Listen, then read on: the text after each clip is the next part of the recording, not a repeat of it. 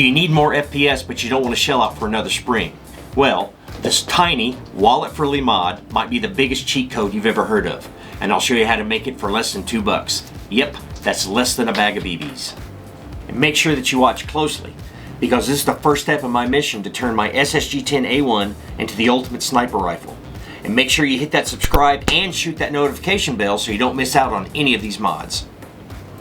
These little guys right here are the FPS rings. I got mine from Novritsch.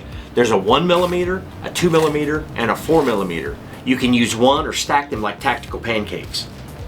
These little guys go behind the spring on the spring guide. They add tension and increase compression on the spring. More compression equals more FPS. This particular ring set on the Novritsch website, at least when I posted this video, was $9 for 3 of them. Add shipping and trump 17% tariff and you're well over $20 for a set. The cheapest way to make these FPS rings is to get a steel sleeve bearing with a 3/8 of an inch inside diameter and a 1/2 inch outside diameter. I got my sleeve bearing from Lowe's and it costs less than $2. Making the rings is really easy. Just slide the sleeve bearing over a 3/8 of an inch bolt and tighten it down with a nut. Chuck it up in a drill and cut it with a hacksaw blade to the size or sizes that you want. Alright snipers, let's get these rings installed. On the SSG-10 it's actually pretty easy. Just remove the stock and the trigger group and the whole cylinder slides right out just like butter. Take the cylinder apart, pull out the spring guide, and drop in your FPS rings. You can try 1, 2, or stack all 3 if you're feeling just a little spicy. Just make sure that your field allows it. Once they're in, just reassemble your rifle and you should be good to go. I've done all the homework for you on this. I've tried a bunch of different ways to make my own FPS rings. I tried bolts and washers, and you know what? I've even drilled 3/8 inch holes in pennies to see if they would work. They don't. And the reason is that the FPS ring sticks out past the spring guide spring rest. Then it keeps the piston from engaging the sear so that the rifle won't cock. Trust me, if you want to make your own FPS rings, use that sleeve bearing. Now let's see what kind of punch these FPS rings really pack.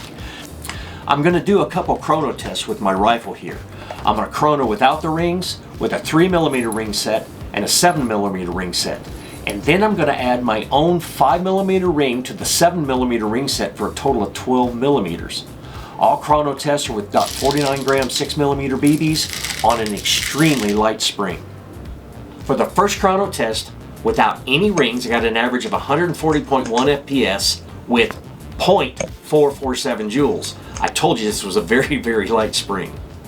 On the second chrono test with the 3mm FPS rings, it actually increased it a little bit.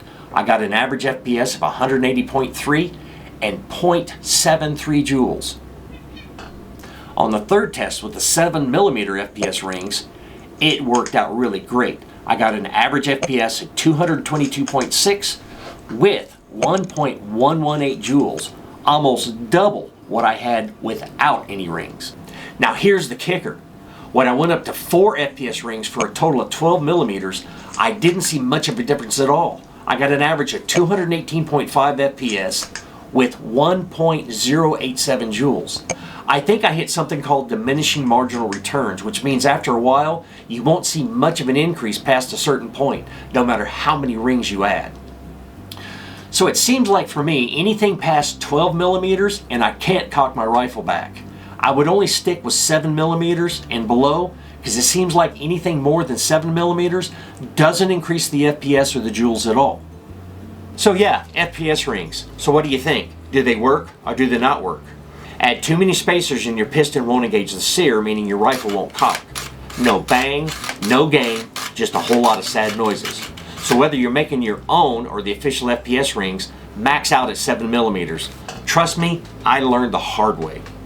Personally, I think this quick little mod worked like a charm. Instead of dropping $20 on a new spring set, I spent about $2 and got nearly the same performance. Now, if you don't like making your own, you can always grab the Novritsch FPN ring set. They're cheap until you factor in the tariff and the shipping that turns them into FPS tax rings. Cheap, easy, and effective. And whether you buy them or make them, FPS rings are a great mod. Coming up, I've got 2 more mods that will make your rifle more consistent and also whisper quiet. And I'll explain why these FPS ring trick is the key to making them work together. You know what, guys? Shreq Airsoft wouldn't be the same without you guys. You have no idea how much I appreciate you, and I can't say thank you enough. check out another awesome video I got for you right here.